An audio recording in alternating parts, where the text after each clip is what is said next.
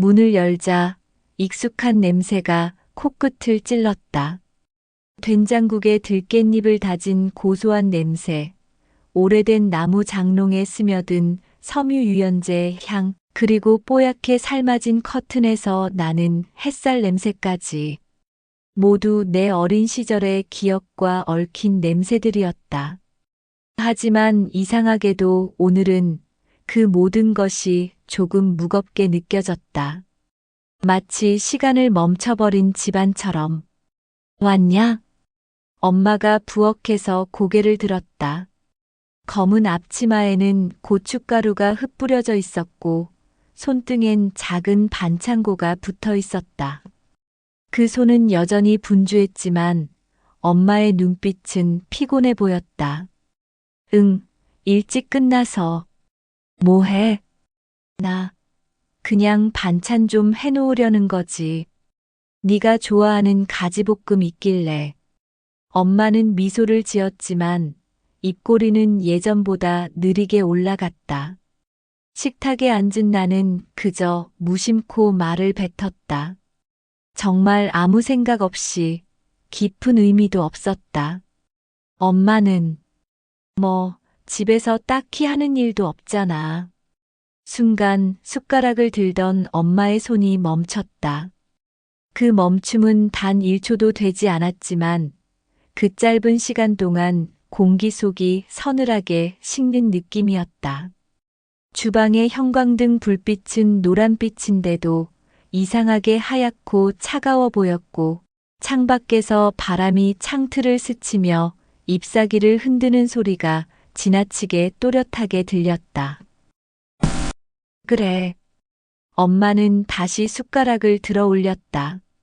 목소리는 평소처럼 낮고 조용했지만 손끝의 움직임이 조심스러워졌다. 간을 보던 국자를 조심스레 냄비 옆에 걸며 엄마는 창밖을 잠깐 바라보았다.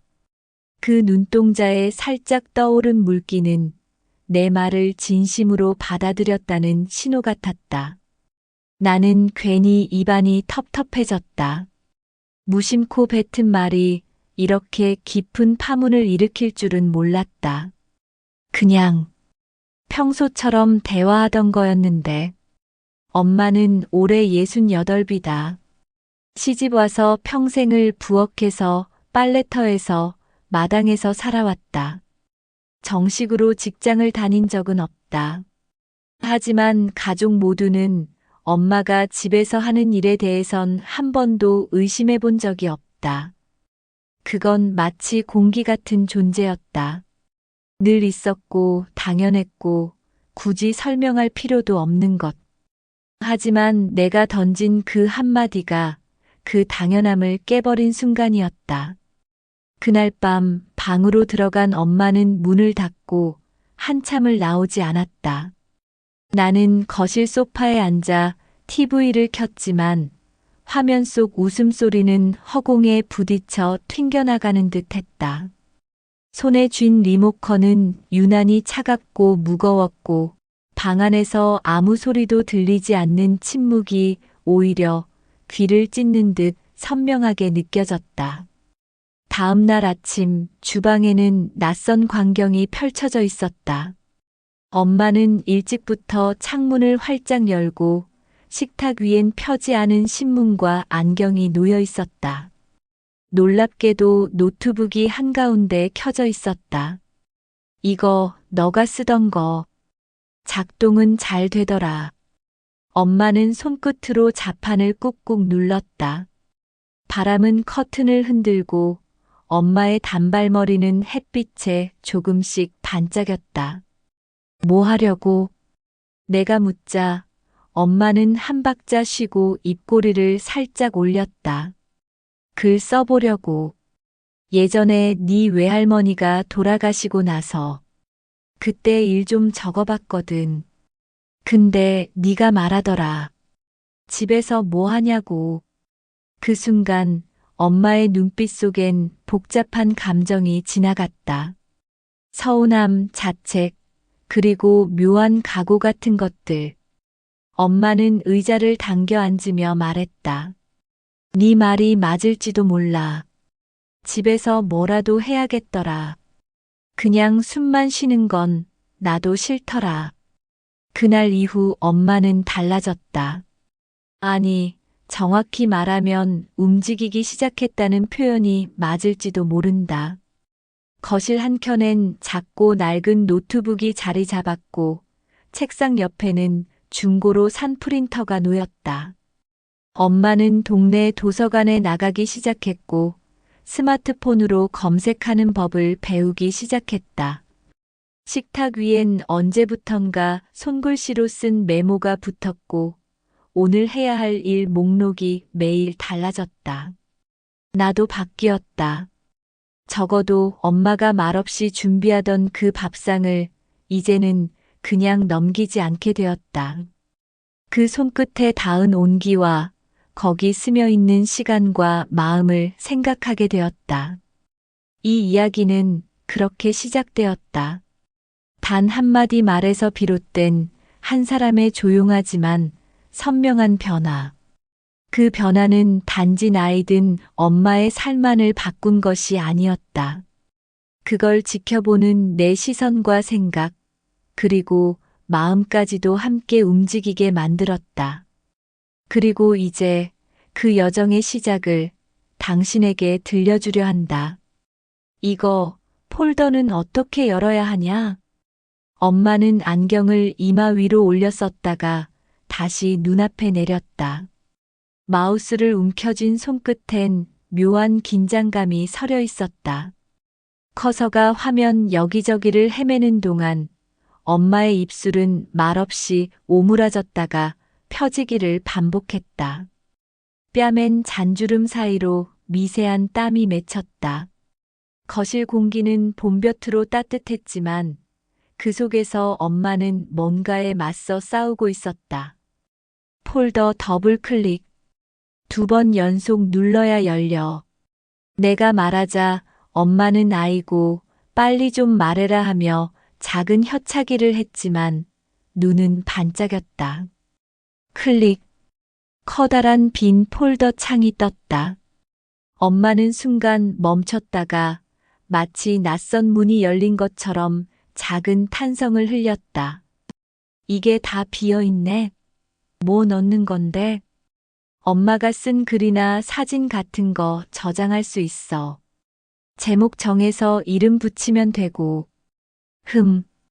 글씨는 어디서 써?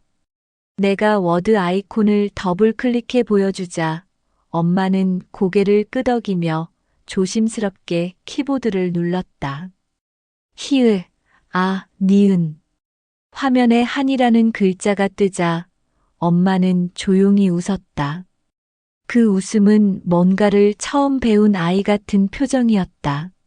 하지만 동시에 어딘지 아련했다. 내가 이걸 언제 배워보겠다고 생각이나 했겠니? 엄마는 중학교 졸업 이후 공부를 해본 적이 없다. 서울로 상경한 18살에 재봉틀을 배웠고 21살엔 아빠와 결혼했다. 그 뒤로는 평생을 가족을 위해 바쁘게 살아왔다. 새벽 5시에 일어나 시장 보고 도시락 싸고 학교 다녀오는 나를 마중 나오던 그 발걸음.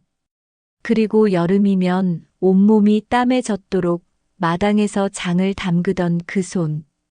그 손이 지금은 키보드를 누르고 있다. 탁, 탁, 딸깍, 딸깍. 키보드 소리는 단조로웠지만 그 소리엔 이상하게도 뭔가 울림이 있었다. 마치 아주 오래된 시간을 뚫고 올라오는 고백 같았다. 엄마, 뭐 쓰고 있어? 나는 거실을 지나며 무심히 물었다. 화면에는 몇 줄의 어설픈 글이 적혀 있었다. 외할머니 돌아가시던 날 나는 부엌에서 생선 굽고 있었다. 냄새가 나서 불을 줄였는데 전화가 왔다. 엄마는 당황한 듯 화면을 닫으려 했지만 내가 고개를 젓자 멈췄다. 그냥 생각이 나더라. 냄새가 그날 같아서. 그 말을 하며 엄마는 손으로 이마를 한번 쓸었다. 그 손등은 거칠었고 손톱 밑엔 파가리 흔적이 남아 있었다. 눈빛은 흔들렸고 목소리는 조금 떨렸다. 하지만 그 안엔 오래 묵은 감정이 조금씩 말라 벗겨지는 느낌이 들었다. 엄마, 계속 써봐. 나중에 나도 읽게. 글쎄, 내가 쓴 걸 누가 읽겠니? 창피하지. 아니야. 그건 엄마가 살아온 이야기잖아. 그건 누가 대신 못 써. 엄마는 그 말을 듣고 고개를 천천히 끄덕였다. 창밖에선 늦은 봄비가 내리기 시작했고 방 안엔 빗소리와 키보드 소리 그리고 미세한 숨소리들이 겹쳐졌다. 나는 그 고요한 순간이 왠지 낯설면서도 따뜻하게 느껴졌다. 며칠 뒤 엄마는 동네 주민센터에서 컴퓨터 수업에 등록했다. 늙은이가 무슨 컴퓨터냐 하겠지만 배우고 싶더라. 엄마는 그렇게 말하며 머리를 질끈 묶었다. 머리핀 하나도 흔들림 없이 고정한 모습에서 묘하게 단단한 기운이 느껴졌다. 노트북 가방을 어깨에 맨 엄마가 현관을 나서는데 나는 괜히 목덜미가 간지러워 고개를 긁적였다. 엄마, 잘 다녀와. 무리하지 말고. 무리도 해봐야 알지. 너도 한마디 했겠다. 나도 한번 부지런 좀 떨어보자. 그 말에 나는 잠깐 웃었지만 속으로는 찔렸다. 무심코 던진 말이 이렇게까지 변화를 줄 줄은 정말 몰랐다.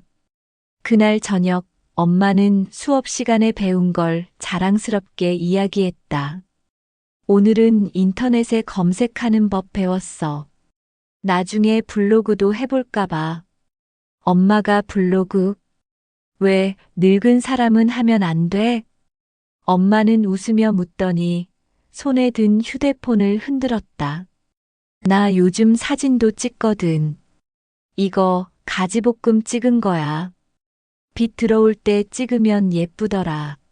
나는 화면을 들여다봤다. 접시 위에 반짝이는 가지, 그 옆에 작게 놓인 나물들. 은은한 햇살에 음식이 따뜻하게 살아있는 것 같았다. 그 순간 나는 뭔가 울컥했다. 엄마는 여전히 집에 있었지만 더 이상 집에서만 있던 엄마는 아니었다. 그때 알았다. 변화는 그렇게 조용히 시작된다는 걸. 주민센터 앞 철제 벤치 위에서 엄마는 누군가와 다정하게 웃고 있었다. 손에는 종이 한 장을 꼭 쥐고 있었고 옆자리 할머니는 휴대폰으로 뭔가를 가르쳐 주는 중이었다. 평소 같으면 그냥 지나쳤을지도 모른다. 하지만 그날 나는 모르게 발걸음을 멈췄다. 햇살에 은빛이 도는 엄마의 머리카락, 그 위로 바람이 가볍게 흔들고 지나갔다.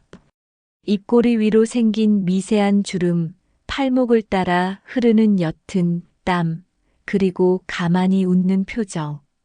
그 모든 것이 생동감 넘치게 느껴졌다. 몇 달 전만 해도 거실 소파에 앉아 리모컨만 돌리던 사람이 맞나 싶었다. 네 엄마 요즘 완전 스타야. 주민센터 스타. 엄마와 같은 수업을 듣는다는 박 여사님이 먼저 말을 붙였다. 처음엔 글 쓰겠다고 했을 땐 다들 고개 갸웃했지. 근데 그 짧은 글 읽고 다들 울었다니까. 울었다고요?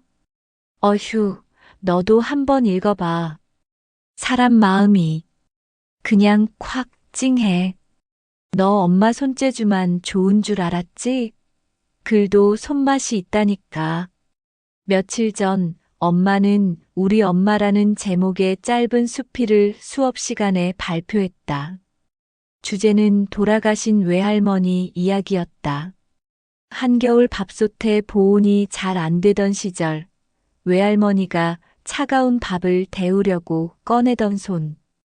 그 손끝에 하얗게 트인 살결과 가마솥 뚜껑의 쇠냄새, 불 피울 때 나는 연기 냄새까지. 그 장면이 고스란히 종이 위에 담겨 있었다. 엄마는 그 글을 읽으며 잠시 멈췄고 수업을 듣던 사람들은 숨을 죽였다. 그 정적은 단지 슬픔 때문만은 아니었다. 오래 묵은 기억이 말보다 더 깊이 사람 마음을 흔들 수 있다는 걸 모두가 느꼈기 때문이다. 엄마가 그걸 썼다고요? 집에 돌아온 나는 신기하다는 듯 물었다. 내가 산 걸 그냥 쓴 거지. 엄마는 고무 장갑을 벗으며 말했다.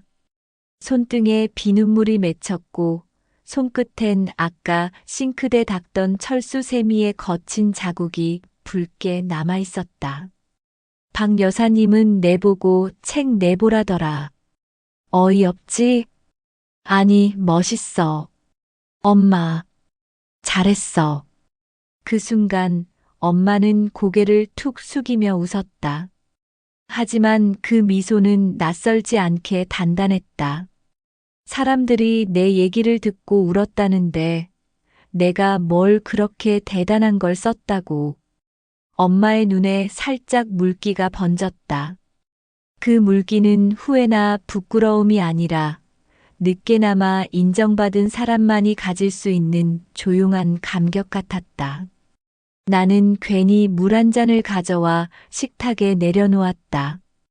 유리컵 표면엔 물방울이 맺혔고 엄마의 손끝은 그 표면을 조심스럽게 쓸어내렸다.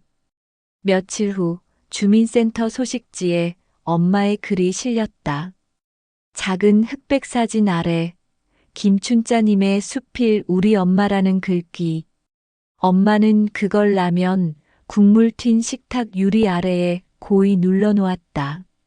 식탁 위에는 반찬 대신 메모지가 하나 놓여 있었고 그 위엔 다음 주 주제 나의 첫 기억이라고 적혀 있었다.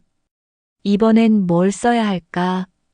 네 돌잔치 때 이야기 써볼까? 그거 기억나셔? 기억은 안 나는데 그때 입은 분홍 원피스는 아직 있다.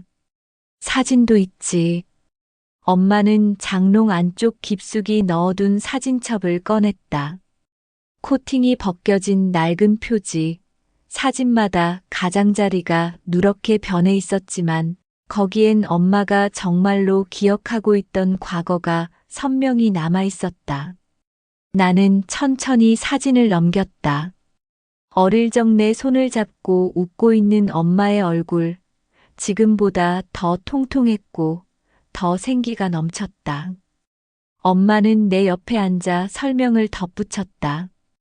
이건 네 첫 유치원 등원 날. 울고불고 난리였지. 내가 너 업고 돌아왔잖아.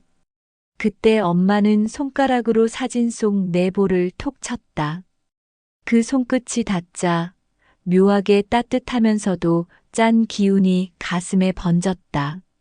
사진 한 장이 말보다 강하게 과거를 꺼내주는 순간이었다. 요즘 엄마는 동네에서 조금 바쁜 사람이 되었다. 수업이 없는 날에도 도서관에 가서 책을 읽거나 스마트폰으로 글을 검색했다.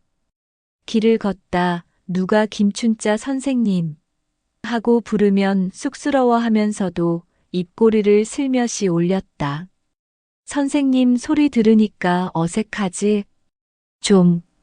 근데 싫진 않아. 엄마는 그렇게 말하고는 아침 햇살에 손을 비쳤다. 손바닥에 스민 물비늘 같은 빛. 주름 사이를 타고 들어오는 햇빛이 마치 오래된 기록처럼 느껴졌다. 내가 언제 또 이런 소리를 들어보겠니? 내가 무심코 던졌던 말, 집에서 뭐 하긴 해? 그 말이 엄마의 자존심을 상하게 한 건 분명하다. 하지만 엄마는 그걸 원망 대신 동기로 삼았다. 그리고 이제 집이라는 공간을 넘어 자신의 목소리를 내기 시작했다. 가장 늦은 시작이 가장 뜨거운 출발이 될 수도 있다. 그건 내 인생이 아니라 엄마의 삶을 통해 배운 진리였다. 나 이번에 강연 나가게 됐어. 엄마의 말은 조용했지만 식탁 위에 내려앉은 공기마저 바꿔놓을 정도로 낯설고 강렬했다. 된장국 김이 조용히 피어오르던 아침, 나는 숟가락을 들고 있다가 얼어붙었다. 엄마의 표정엔 흔들림이 없었고 오히려 오랜만에 보는 결심 같은 게 서려 있었다. 무슨 강연이야? 주민센터에서 다른 동네 분들도 오는 행사래. 나보고 평생 배운 적 없는 사람이 다시 시작한 이야기 해달라더라.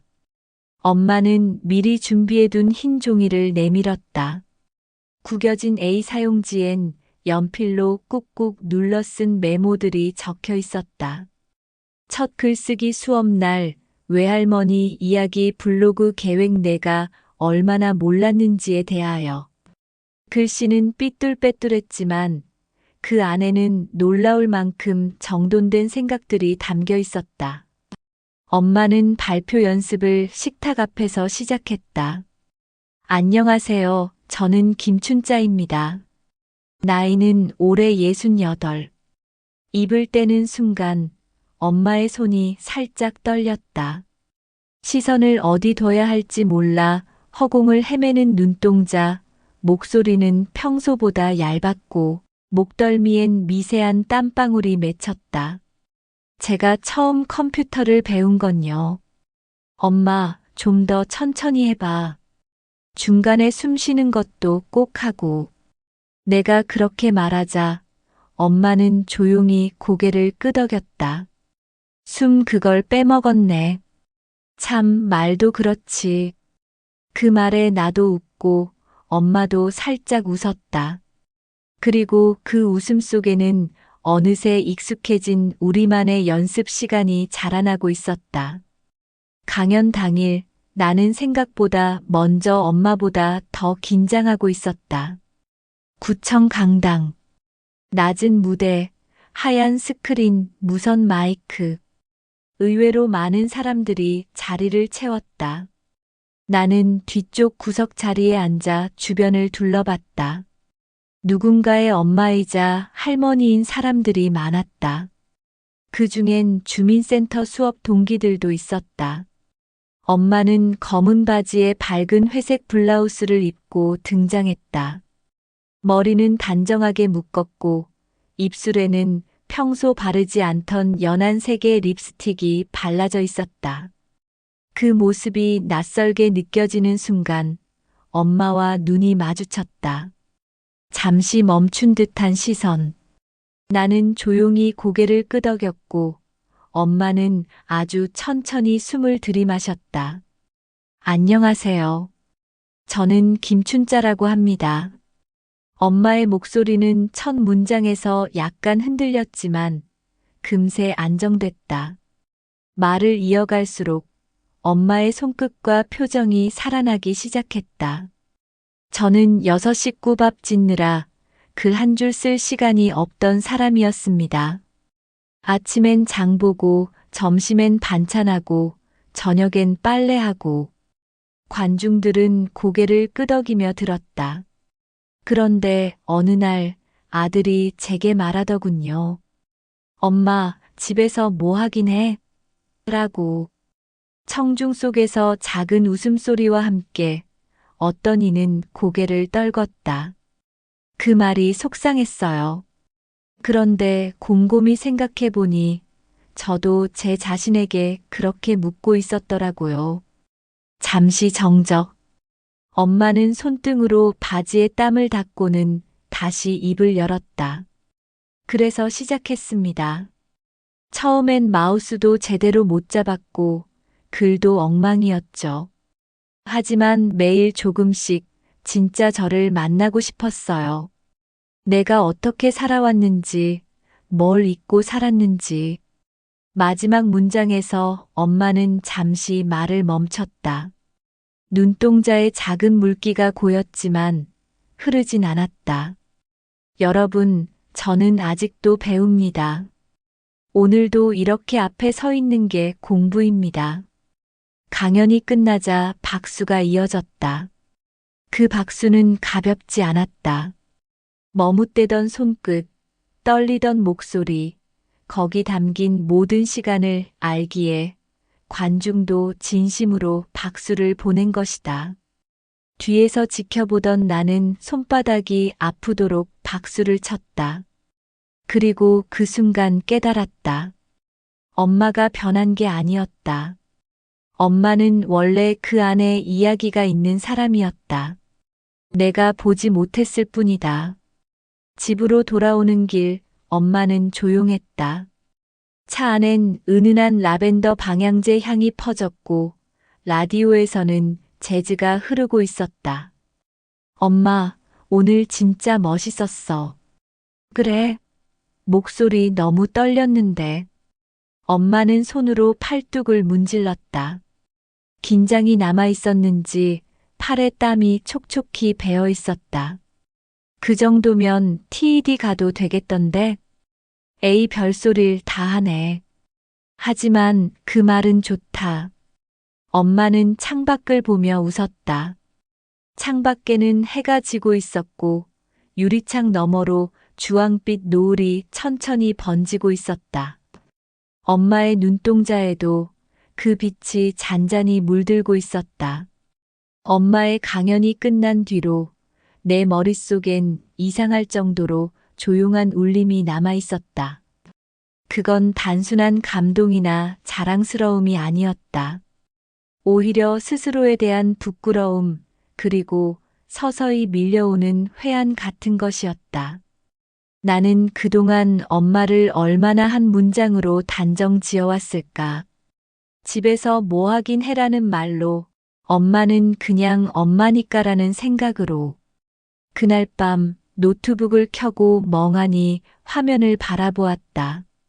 키보드 위에 손을 올렸다 내리는 동작을 몇 번이나 반복했는지 모른다. 불빛이 잔잔히 깜빡이는 가운데 내 손끝이 이상하게 어색하게 느껴졌다. 마치 내가 무언가를 쓰는 게 엄마 앞에서 부끄러운 일이 된 것처럼. 엄마는 요즘도 글 쓰시겠지. 고개를 돌려 방문을 살짝 열었다. 불은 꺼졌지만 방문 틈으로 새어나온 미세한 불빛. 그 아래 조용히 웅크린 실루엣. 엄마는 작은 탁상등 아래 앉아 있었다. 안경 너머로 반사되는 불빛, 살짝 떨리는 손목, 그리고 종이에 연필이 스치는 부드러운 소리. 사각사각. 그 소리가 왠지 밤 공기를 타고 내 가슴까지 파고들었다. 다음 날 조용히 엄마 책상에 앉아봤다. 연필, 노트, 지난 수업 교재, 그리고 몇 장의 출력물.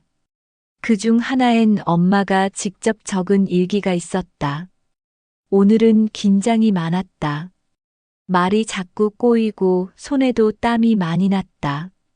그래도 끝까지 읽었다. 박수 받았다. 무대에선 내가 아닌 것 같았다. 하지만 집에 돌아오니 또 김치국 생각해야 한다. 나는 엄마니까. 그래도 오늘은 내 이름으로 불려서 좋았다. 종이를 손에 쥐는 순간 얇은 종이의 결이 손바닥에 닿았다. 그 촉감은 낯설었고 동시에 이상하게 따뜻했다. 그동안 수없이 받아왔던 쪽지, 전단지, 편지들 중 어떤 것도 이런 울림을 주진 못했는데 엄마가 쓴 몇 줄은 그렇게 나를 울렸다. 엄마, 글 쓴 거 내가 읽어봐도 돼? 어떤 거? 엄마는 방에서 나와 마당 화단을 다듬고 있었다. 손엔 흙이 잔뜩 묻어 있었고 발밑에는 떨어진 꽃잎들이 가볍게 흩날리고 있었다. 지난번 일기 같은 거. 엄마는 고개를 갸웃하다가 조용히 웃었다. 에이, 그건 그냥 낙서야. 그 낙서가 나한텐 되게 컸어. 엄마는 맨손으로 손바닥을 털며 조용히 나를 바라봤다. 그 눈빛엔 약간의 놀람, 약간의 기쁨, 그리고 묘한 안도감이 섞여 있었다. 내가 그런 말 해줄 줄은 몰랐네. 고맙다. 말끝에 담긴 미묘한 떨림. 엄마는 그 말이 서툴고 쑥스러웠던 것 같다. 그 모습이 이상하게도 강연 때보다 더 멋져 보였다. 며칠 뒤 나는 큰맘 먹고 엄마에게 함께 블로그를 만들자고 했다. 글을 그냥 종이에만 쓰지 말고 온라인에도 올려봐. 요즘은 블로그로도 출판 기회 생기고 사람들이 읽을 수 있게 해보자. 엄마는 처음엔 손사래를 쳤다. 아이고, 그런 건 젊은 사람들이나 하지. 내가 뭘 안다고. 그 순간 내 안에서 또 한 번의 감정 변화가 일었다. 엄마는 계속 그렇게 말해왔다. 내가 뭘 안다고. 내가 배운 게 없어서. 나는 그냥 평범한 엄마라서. 하지만 나는 알고 있었다. 그건 진심이라기보다 스스로를 가두는 습관이었다. 엄마, 나도 처음 블로그 만들 땐 아무것도 몰랐어. 엄마는 지금 내가 생각했던 것보다 훨씬 더 멀리 왔어. 이제 보여줘야지. 엄마가 가진 이야기들. 엄마는 말없이 내 얼굴을 보더니 고개를 살짝 숙이며 미소 지었다. 작은 웃음이었지만 그건 분명 결심에 가까운 미소였다. 그리고 손등에 남은 흙먼지를 털며 말했다. 그럼 한번 배워볼까? 그날 밤 우리는 나란히 앉아 블로그를 만들었다.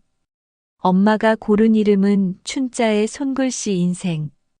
배경은 연분홍 벚꽃 이미지, 폰트는 살짝 둥근 고딕체. 이쁘다. 뭔가 내 첫 공책 같아. 엄마는 마우스를 조심스레 움직이며 말했다. 창문 밖으로 봄비가 조용히 내리고 있었고 커피잔에서는 김이 올라왔다. 그 조용한 순간 나는 깨달았다. 내가 뭘 안다고 엄마를 가르치려 했던 걸까? 나는 몰랐다. 엄마 안에 얼마나 많은 이야기가 있었는지, 얼마나 오랫동안 그것들이 말없이 쌓여 있었는지를. 이제 엄마는 단지 누군가의 엄마가 아니라 자신의 이름으로 자신의 이야기를 써내려가는 사람이다. 나는 이제 그 이름을 존중하는 사람이 되고 싶었다. 김춘자라는 한 사람의 인생이 얼마나 깊고 단단했는지를 이제서야 조금씩 배우기 시작했다. 엄마의 블로그가 세상에 첫 발을 내디딘 날 나는 생각보다 더 긴장하고 있었다. 이름을 짓고 첫 글을 올리고 발행 버튼을 누르는 그 몇 초가 그렇게 조마조마할 줄은 몰랐다. 엄마는 모니터 앞에서 손을 모으고 앉아 있었다. 마치 시험지를 낸 학생처럼. 자, 올렸어. 올렸어? 엄마는 마우스를 내려놓고 등을 기대며 작은 숨을 내쉬었다. 이거 하나 쓰는데 내가 왜 이렇게 긴장했을까? 블로그 첫 글의 제목은 처음이라는 말 앞에서였다. 내용은 간단했다. 자신이 처음 컴퓨터를 배우게 된 계기, 글을 쓰고 싶었던 이유, 그리고 아직은 부족하지만 시작해보고 싶다는 고백 같은 이야기. 뭔가 올리고 나니까 이상하다. 내 속이 다 들킨 기분이야. 엄마는 허벅지를 살짝 문지르며 말했다. 손끝에 힘이 들어가 있었고 눈동자는 아직 화면에 남은 자신의 글에 머물러 있었다. 나는 그 감정이 뭔지 알 것 같았다. 누구에게도 보여준 적 없는 마음을 세상 앞에 꺼내놓는 순간 마치 맨살을 드러낸 것 같은 느낌. 엄마, 그거 멋진 용기야. 그런가 근데 아무도 안 보면 좀 허전할 것 같기도 하고. 엄마는 멋쩍게 웃으며 말했다. 나는 괜히 가슴이 아려왔다. 그 허전함을 엄마가 이미 오래전부터 느껴왔던 건 아닐까? 이틀이 지났다. 조회수는 10일. 그중 7은 내가 눌렀다. 사람들이 원래 금방 못 찾아요. 조금씩 퍼져야 해. 나는 그렇게 말했지만 엄마는 생각보다 담담했다. 괜찮아. 누군가 한 명이라도 봐줬을 거 아냐. 글이라는 게 그냥 누군가한테 닿는 거면 되는 거지. 하지만 그날 밤 블로그 알림이 떴다. 첫 댓글이 달렸습니다. 나는 순간 화면을 2번이나 확인했다. 댓글의 작성자는 낯선 닉네임. 내용은 이랬다. 선생님, 글 정말 잘 읽었습니다. 저희 엄마가 돌아가신 지 2년 됐는데 선생님 이야기 속에서 엄마를 다시 본 것 같았어요. 처음이라는 단어 앞에 서 계신 용기가 참 아름답습니다.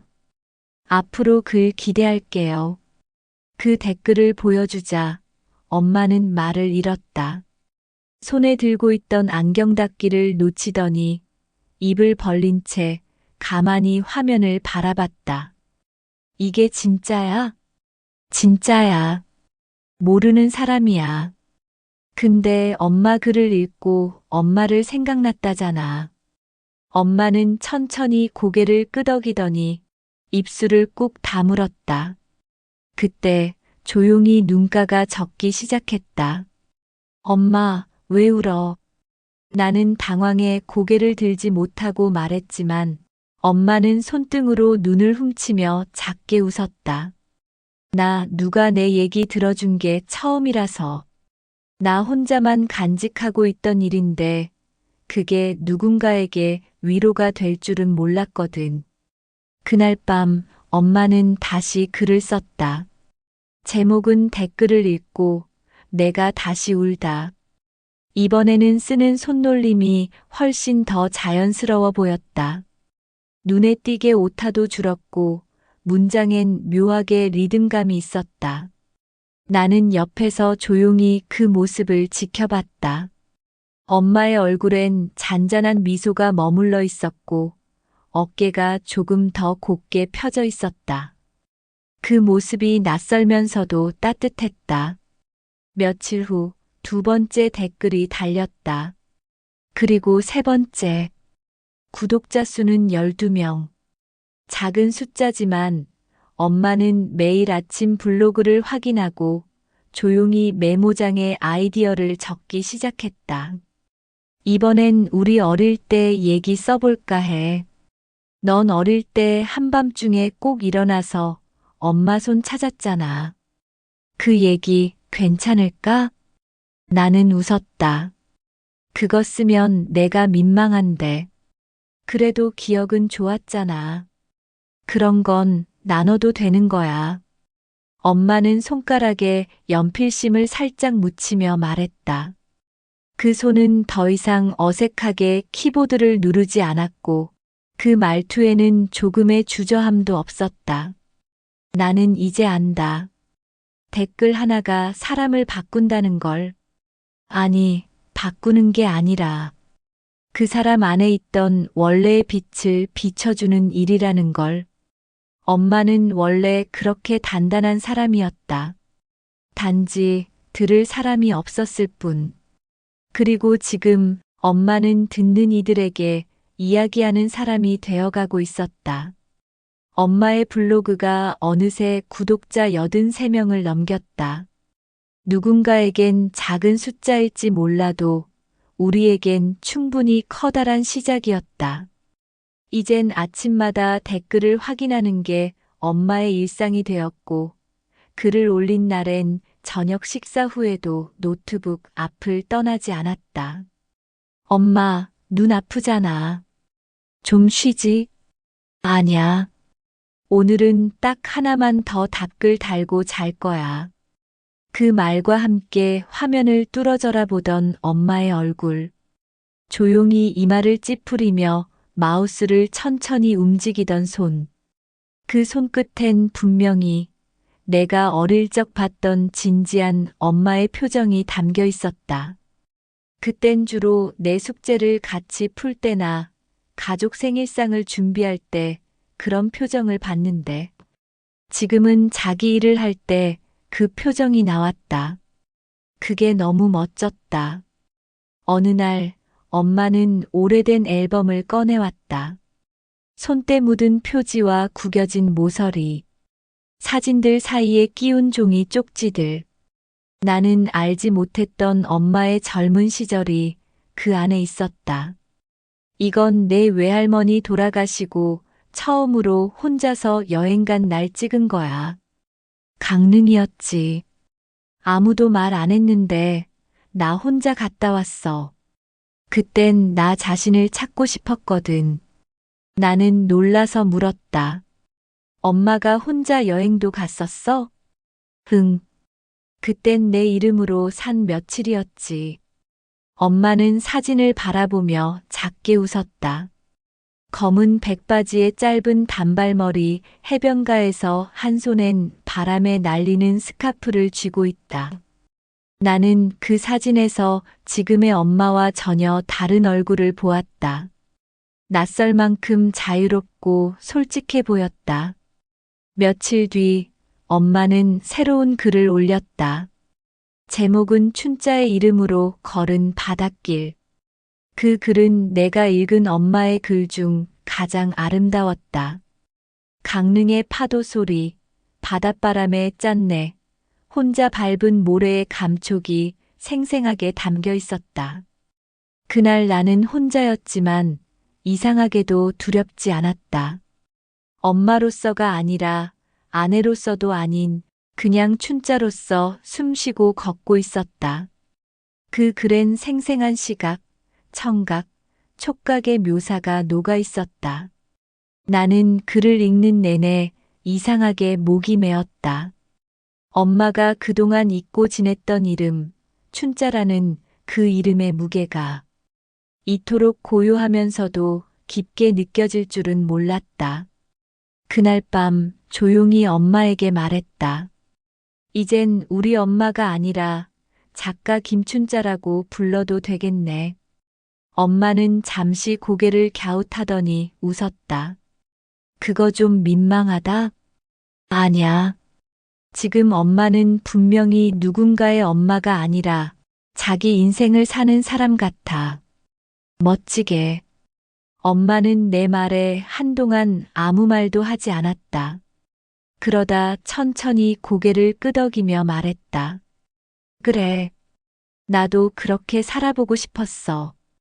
그동안 너무 오랫동안 누구의 뭐였거든. 이젠 그냥 춘자로 살아도 괜찮을까? 나는 그 물음에 바로 대답하지 못했다. 대신 엄마의 손을 조용히 잡았다. 따뜻하면서도 거칠고 단단하지만 부드러웠던 그 손.